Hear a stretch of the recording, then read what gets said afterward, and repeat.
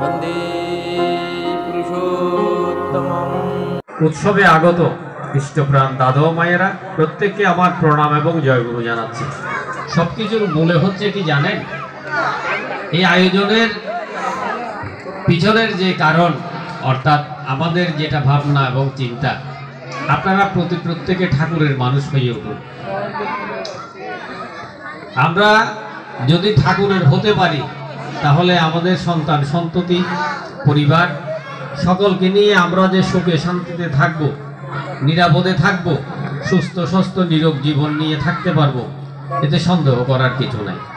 দীক্ষা আমরা অনেকেই নিয়েছি, কিন্তু তার যথাযথ প্রয়োগ, যথাযথভাবে তাকে মেনে চলা, তার অনুশীলনগুলো করা আমরা আমাদের মানে অভ্যস্ত সংস্কার যাকে বলে, আলস্য, অবহেলা, এর দরুন আমরা প্রকৃত অর্থে তার হয়ে উঠতে পারি না।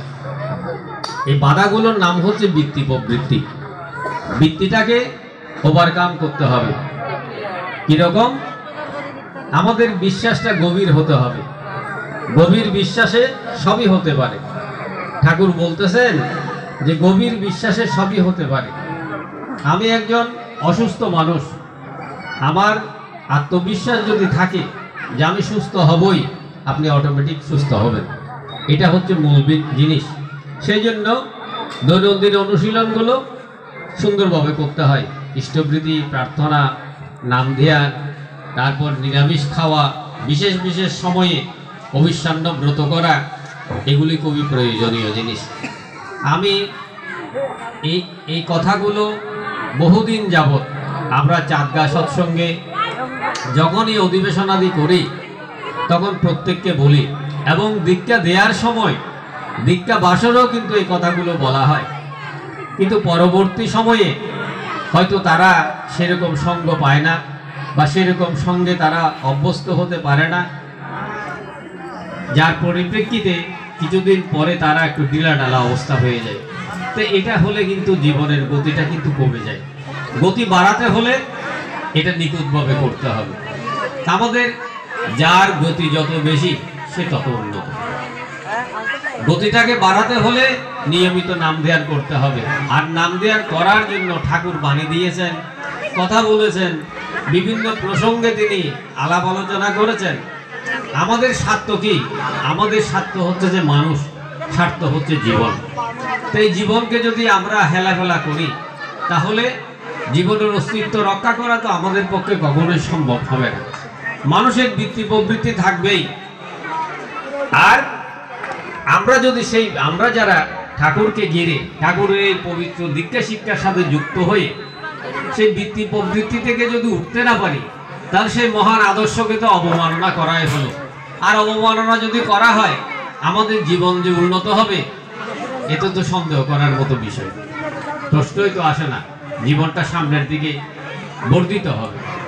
তাই অল্প হোক আর বেশি হোক, আপনারা যারা দীক্ষা নিয়েছেন, ঠাকুরের সাথে যুক্ত হয়েছেন, তারা নিয়মিত এই জিনিসগুলো করবেন। বিশেষ করে ইষ্টবৃত্তি খুব নিখুঁতভাবে করতে হয়। অতি প্রত্যুষে ঘুম থেকে উঠতে হয়, শুচিশুদ্ধ হয়ে সেটা নিবেদন করতে হয়, এবং 30 দিনের দিন দক্ষিণা প্রণামী ঋত্বিকী সহ এটা দিয়ে দিতে হয়। এটা দেওয়ার পরে 2 জন গুরু ভাইকে ভাতৃভোজ্য দিতে হয়। ভোজ্য সম্বন্ধে আপনাদেরকে তো আর নতুন করে বলার কিছু নেই। চাল ডাল তরি তরকারি এক বেলার আহার্য পরিমাণ। তা আমরা তো চাল ডাল বাস্তব হয়তো দেই না, তার অনুকল্পে কিছু টাকা দিয়ে দিই, যেটা আমি ইষ্টবৃত্তি পাঠালাম, আপনাকে ভাতৃভোজ্য দিলাম। আরো উদ্বৃত্ত ভাতৃভোজ্য কিছু রাখতে হয়, ওটা মনে মনে রাখলেও হয়। কোনো মানুষ যদি কোনো পরিবার তার মেয়ের বিয়ে বা অসুস্থতার কারণে চিকিৎসার জন্য যদি হাত পাতে, সেইটুকু ওনাকে দিতে হয়। তো সেখানে পরিমাণ কত, সেটা পরিমাণ নির্দিষ্ট নয়, সেটা আপনার ইচ্ছা মাফিক। 5 টাকাও রাখতে পারেন। তো 5 টাকা রাখলে একটা ব্যক্তি বছরে 60 টাকা মাত্র, তাহলে সেটা কোনো টাকাই ধরা যায় না বর্তমান সময়ের জন্য। আমাদের বর্তমান সময়ে 60 টাকা, 100 টাকা, 200 টাকা বা 1000 টাকা এটা নাতি। কারণ একটা পরিবার শহরের জীবন ধারণ করতে বহু টাকার প্রয়োজন হয় তার। তাই বলছিলাম কি, এই কাজগুলো যত নিখুঁতভাবে করবেন আপনি তত ধীরে ধীরে আপনার একটা মরিচা ধরা চাকু শান দিলে যেরকম হয় আপনি ঠিক ধীরে ধীরে সেরকম হবেন, এটা আপনি নিজেই টের পাবেন। তাই নাম ধ্যান নিয়মিত করতে হয়, প্রার্থনা করতে হয়। ঠাকুর বলছেন, যেটায় থাকিস হোস না বেহুশ, করতে সন্ধ্যা প্রার্থনা, হবেই তাতে কর্ম নিপুণ, শক্তি পাবে বর্ধনা। দুবেলা প্রার্থনা, এটুকু কাজও আমরা যদি ঠিক মতো না করি, আমরা আশীর্বাদ বা কৃপা যাকে বলে, আশীর্বাদ মানে অনুশাসনবাদ।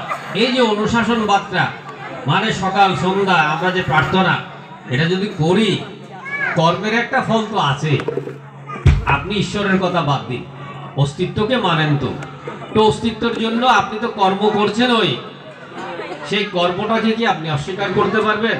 আর কর্মের একটা ফল তো আছেই। সুকর্ম করলে ভালো ফল পাবেন, আর কুকর্ম করলে আপনি কষ্ট পাবেন। এ তো সাধারণ ব্যাপার। তাই কর্মকে সাহায্য করবে, দুই দিকেই আপনার নিবৃত্তি, একদিকে নির্বাণ প্রাপ্তি আর একদিকে জড়ত্ব। তাই জড়ত্ব প্রাপ্তি হলে মানুষ কি নির্বাণ প্রাপ্তি হয়? তাহলে তার কি করতে হবে? সে আবার এই কষ্টের যে জগৎ অর্থাৎ ইহলোক, এখানে আবার আসতে হয় মানুষ।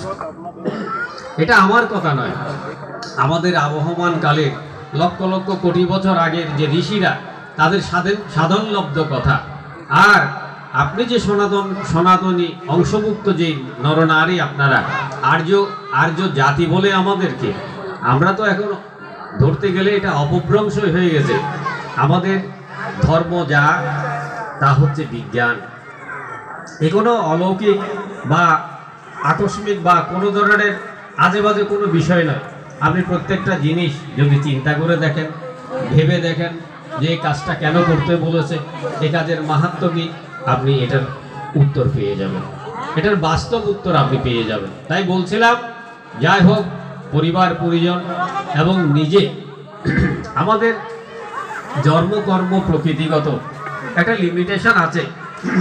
তাছাড়া আমাদের সহজাত সংস্কার, আমরা মা বাবার কাছ থেকে বা পূর্বপুরুষের রক্তধারা থেকে যতটুকু নিয়ে এসেছি, তার বাইরে কিন্তু আমরা যেতে পারি না। সেইটুকুও যদি আমরা চর্চার ভিতরে রাখি, কষ্ট করি আমরা, তাহলে আমাদের জীবনে অনেক প্রাপ্তি হয়, যে প্রাপ্তির কোনো তুলনা হয় না এবং যার কোনো লেখাজোখা হয় না। তাই আপনারা এটা করবেন, নিয়মিত নাম ধ্যান, প্রার্থনা, ইষ্টবৃত্তি, 3 জিনিস। আর যদি পারেন সদাচারী সদাহারী হবেন। গীতা তো অনেকেই পড়েন, প্রতিদিনই পড়েন। বাচ্চা কাচ্চাদেরকেও দেখি এখন অনেক গীতার স্কুল, গীতা সংঘ, গীতা অনেক কিছু দেখা যায়। কিন্তু সেটা তোতা পাখির মতো মুখস্থ করলে হয় না। তার যে অন্তর্নিহিত কারণ ভগবান শ্রীকৃষ্ণ সেদিন কি বলেছেন তা বোঝার দরকার, এবং বুঝে সেই অনুযায়ী আপনার আচরণশীল হওয়া দরকার। চরণ পূজা করে লাভ কি? চরণ পূজাটাই তো আপনার দরকার। চরণ পূজা তো আমরা করতে পারি, একটা আকাশবাদী ঈশ্বরের উপাসনা করে কোনো লাভ আছে? বাস্তবতাকে মেনে নিতে হবে। খেলে যে পেট ভরবে, খিদা লাগলে, একে কি অস্বীকার করা যায়? তাই শ্রী ঠাকুর অনুকূলচন্দ্র, এই যুগের পুরুষোত্তম, 1295 সালের 30শে ভাদ্র পাবনা জেলার হিমায়তপুর নামক গ্রামে তিনি জন্মগ্রহণ করেছেন। এই সৎসঙ্গ আন্দোলনটা হচ্ছে কি জানেন? ম্যান মেকিং ইনস্টিটিউশন তিনি সেদিন সেখানে প্রতিষ্ঠা করেছিলেন। মানুষের বাজা বাড়ার মর্মজা ঠিকই যেন ধর্মতা, এই আন্দোলন নিয়েই তিনি কিন্তু আজকে সৎসঙ্গ সারা পৃথিবীব্যাপী মানুষ এখানে আসছে, দীক্ষা শিক্ষা দিচ্ছে, তার জীবনের অন্তর্নিহিত কারণগুলো সে অনুধাবন করার চেষ্টা করছে, ঠাকুরকে নিয়ে, ঠাকুরকে ঘিরে, ঠাকুরের এই পবিত্র দীক্ষা শিক্ষা নিয়ে।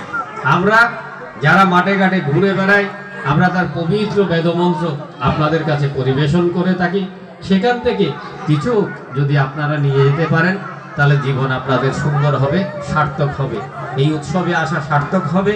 এবং এই সৎসঙ্গ অধিবেশনে আপনারা উপস্থিত হয়ে পরিবার পরিজন সকলকে নিয়ে সুখে শান্তিতে নিরাপদে সুস্থ স্বাস্থ্য জীবন নিয়ে থাকুন, এ প্রার্থনা জানাচ্ছি তার শ্রীচরণে। এবং সেই সাথে আমাদের পারিপার্শ্বিক বিশ্বের জীবজগতের কল্যাণ কামনা করে আমার এই সংক্ষিপ্ত কথা শেষ করছি। জয় গুরু, বন্দে পুরুষোত্তম।